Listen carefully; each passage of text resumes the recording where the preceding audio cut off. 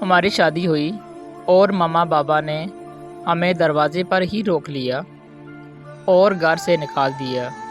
میں لاہور چلا آیا اور کرائے کا گھر لے لیا، جس کی حالت بہت خراب تھی۔ اس میں نہ کوئی اے سی تھا اور نہ پرسکون بستر۔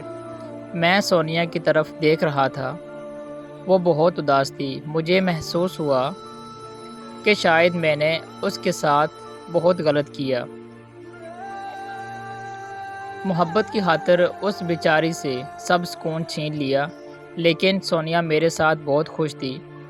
اس نے مجھے حوصلہ دیا، میرا ہاتھ تھاما، میرے ماتھے پر بوسہ کیا اور پیار سے بولی، میری جان، اب ہم ایک ہیں اور ہمارے سارے دکھ بھی ایک ہیں۔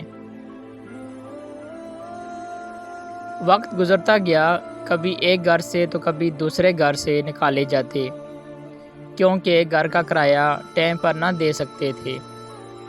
سونیا ہر قدم میرے ساتھ رہی اور ایک وقت ایسا آیا کہ ہم دونوں نے 2 دن روٹی نہ کھائی۔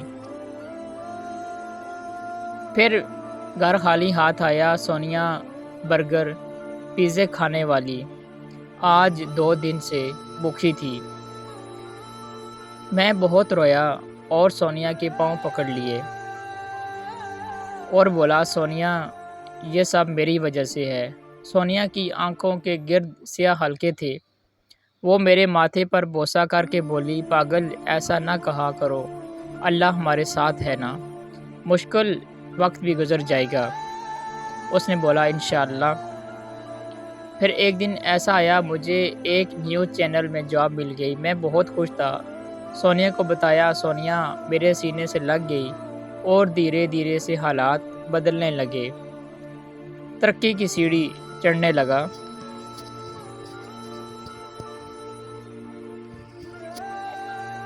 پھر میں نے اپنا ایک گھر خرید لیا، ایک کالونی میں۔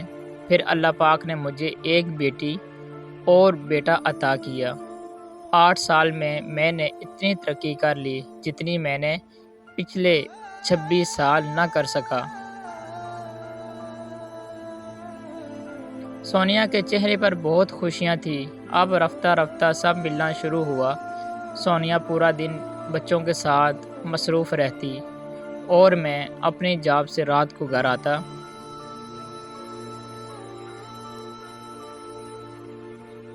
سونیا سے محبت بھری باتیں کرتا، اس کی چھوٹی چھوٹی خوشیوں کا خیال رکھتا، لیکن سونیا کا رنگ پیلا پڑنے لگا تھا۔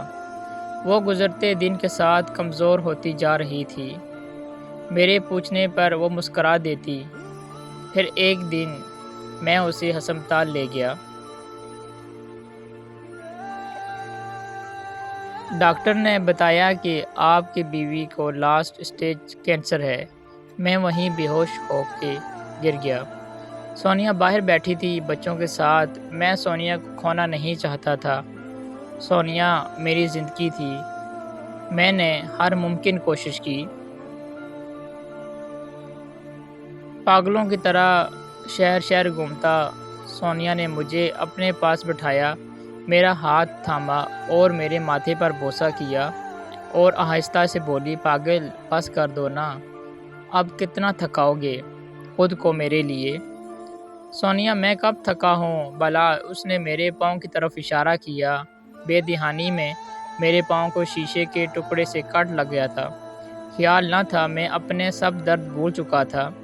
سونیا آہستہ آہستہ بولی، تم بہت اچھے ہو۔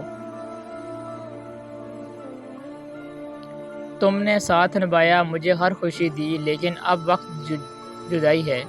مجھے مسکراتے ہوئے الوداع کرنا۔ میں نے آہستہ سے کہا، پاگلوں والی باتیں نہ کرو، میں کچھ نہیں ہونے دوں گا۔ تم تو میری روح ہو۔ سونیا نے بیٹی کی طرف اشارہ کیا، پاگل، یہ بالکل تم جیسی ہے۔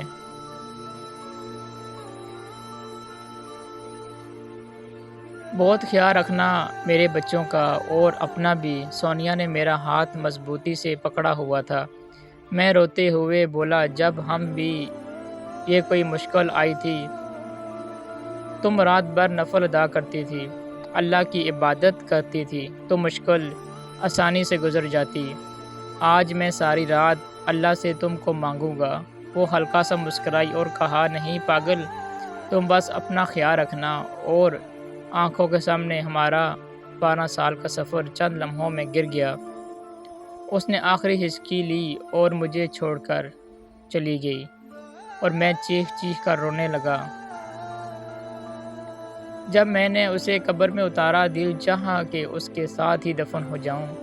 وہ مجھ سے کیسے بچھڑ گئی۔ وہ اکثر کہا کرتی تھی، جب میں نہ رہی تم کو لگ پتہ جائے گا۔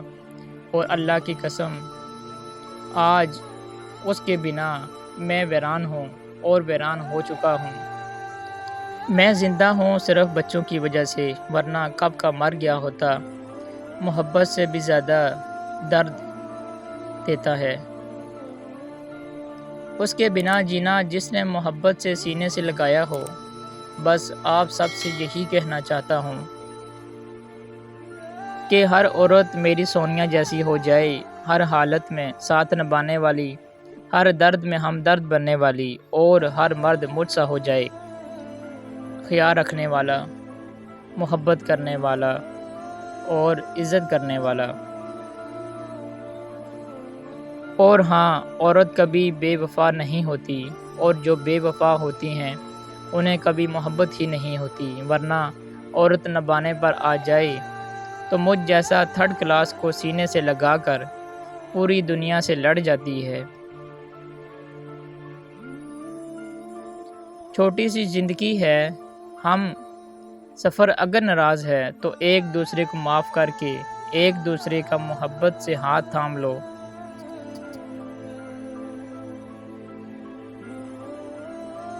نہ جانے کس گلی میں زندگی کی شام ہو جائے۔